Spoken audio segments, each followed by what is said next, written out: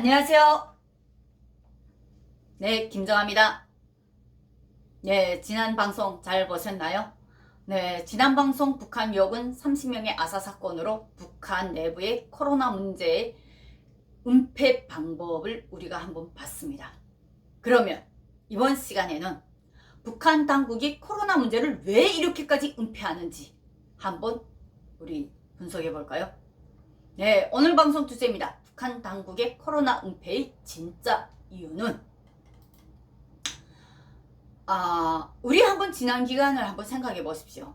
북한 당국은 누구보다도 대북 제재가 풀리는 걸 가장 원합니다. 그런데 지금 왜 대북 제재를 지금 이 시점에 우리 코로나 환자 많습니다. 빨리 대북 제재 풀어주고 우리 도와주십시오. 라고 할 수 있는데 왜 이렇게까지 북한이 코로나 문제를 은폐를 할까요?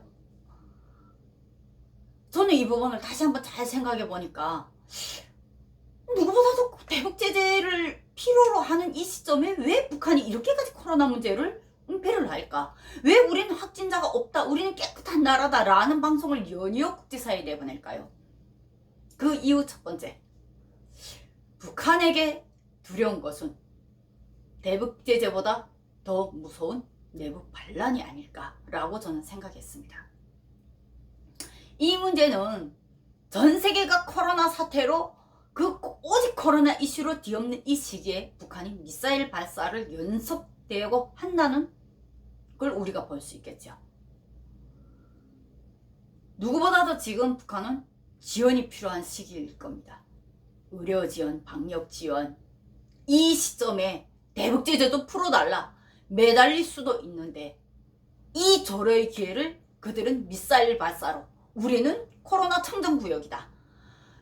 세계 유일하게 코로나로부터 우리는 깨끗한 나라다 라고 연속 방송을 내보냅니다. 그 가장 큰 이유, 저는 내부 반란 문제, 북한 주민의 내부 민심 문제라고 저는 봤습니다. 오늘의 이 방송은 오직 탈북민인 저의 시각으로 지금 쏟아져 나오는 북한 이슈에 대한 분석을 하였습니다. 그러한 대북 제재보다 더 무서운 내부 반란, 그 내부 반란으로 북한 정부가, 김정은 정권이 잃는 것이 과연 무엇일까요? 북한 정부는 바로 북한 내부에서 코로나 문제가 우리 내부에서 지금 북한 내부에서 돌아가는 급성 폐렴이 코로나가 아니라 우리 일상적으로 계속 오는 독감기 혹은 급성 폐렴이며 결핵이나 이런 질병들이다. 전 세계가 떠드는 그런 코로나는 아니다 라고 얘기를 합니다. 이러는 이유, 첫째, 저는 탈북민하고 연결을 받습니다. 왜? 탈북민 가족들하고 탈북민들하고는 수시로 아직도 계속 전화통화를 하고 있습니다. 중국 내부에 있는 탈북민들하고 북한 가족들도 계속 전화통화를 하고 있고요. 이러한 전화통화를 해서 야, 너넨 거기 코로나 어떤데? 코로나가 뭔지는 몰라. 먹고 살기 힘들어 죽겠는데. 이것이 가족들의 답변이죠. 실제 코로나가 무언지를 북한 주민들이 모르게 한다는 겁니다. 이러한 이유는 그 코로나에 대한 외부의 공포가 그 안으로 전파되게 되면 그 안에 내부의 갈등의 심각성을 그들이 막을 방법이 없다는 겁니다. 이제는 예전하고 달라서 외부 소식이 휴대전화를 통해서 자주 들어갑니다. 첫 번째, 그러한 외부 소식에 의한 공포증을 막기 위한 걸로 저는 봤고요.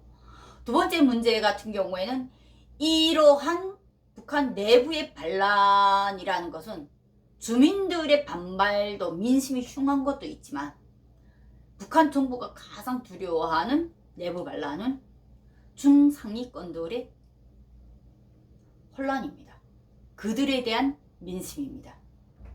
센 척 하면서도, 겉으로 센 척은 하면서도 미사일도 쏘고 어떠한 우리는 아니다, 우리는 청정하다 라고 하면서 이러한 상황에서 지난 방송들에서 제가 이슈 다룬 적 있죠. 이 시점에 왜 하필 한국제 전자제품이라던가 다양한 선물들, 사탕, 기름 등 다양한 이러한 선물 밀수를 이들이 진행을 하냐. 김여정이 직접 지휘하에. 이 문제는 머지않아 다가올 4월 15일, 예, 김일성의 생일이죠. 북한 최대 민족 명절. 이 기회에 그 상위권들의 민심, 흔들린 민심을 사로잡겠다는 의도도 있다고 저는 생각합니다. 코로나 문제로 지금 많은 방송들에서 북한 붕괴론을 상당히 거론하고 있습니다. 제가 보는 유튜버 분들은 거진 북한 붕괴론 한 번씩은 다 거론하시지 않으셨나요? 네, 저는 그렇게 봤어요. 그걸 보면서 생각이 참 많아지더라고요. 그걸 보면서 저희가 이 방송 주제를 정하게 된 겁니다. 북한이 정말 이 코로나를 은폐하는 가장 근본적인 이유가 뭘까? 누구보다도 지금 시기에 대북 제재를 풀 수 있는 어찌 보면 절호의 기회, 예, 지원을 요청할 수 있는 또 하나의 큰 명분, 코로나는. 그런데 굳이 이 절호의 기회들을 다 버리고 그들이 청정구역이라고 우기는 이유. 우리는 코로나가 없다 라고 아직도 그 발표를 하는 이유. 내부에서는 수용소까지 건설하면서도 코로나 환자들만 전문 가두는 수용소까지 건설하면서도 왜 이들이 이렇게까지 막을까? 가장 큰 이유는 바로 북한 상위권, 중상위권의 민심을 그들이 가장 두려워한다 라고 저는 생각했고, 이 중상위권의 역할이 왜 중요하냐면 북한 당국이라는 시스템 아래 상위 1%와 또 중상위권에 있고 그 아래 또 중위권이 있습니다. 그리고 북한 주민들이 있겠죠. 결국 정부와 주민들을 연결하는 이 연결고리 역할을 하는 중상위권들의 민심이야말로 북한 당국이 진짜로 가장 공을 들이는 사람들이 아닐까, 저는 그렇게 생각합니다. 대북 제재가 지금 많이 풀려야 된다라고 유엔을 비롯해서 폼페이오 장관을 비롯해서 연일 그 뉴스가 많이 쏟아지고 있고 어떠한 물건들이 계속 들어간다고 합니다. 결국은 북한 정부가 그러한 물자들은 북한 주민들에게 분명히 전달은 안 됩니다. 지난 방송들에서 대북 제재 문제 어떻게 주민인 입장에서 제가 어떻게 전달받은지 제가 말씀드렸죠.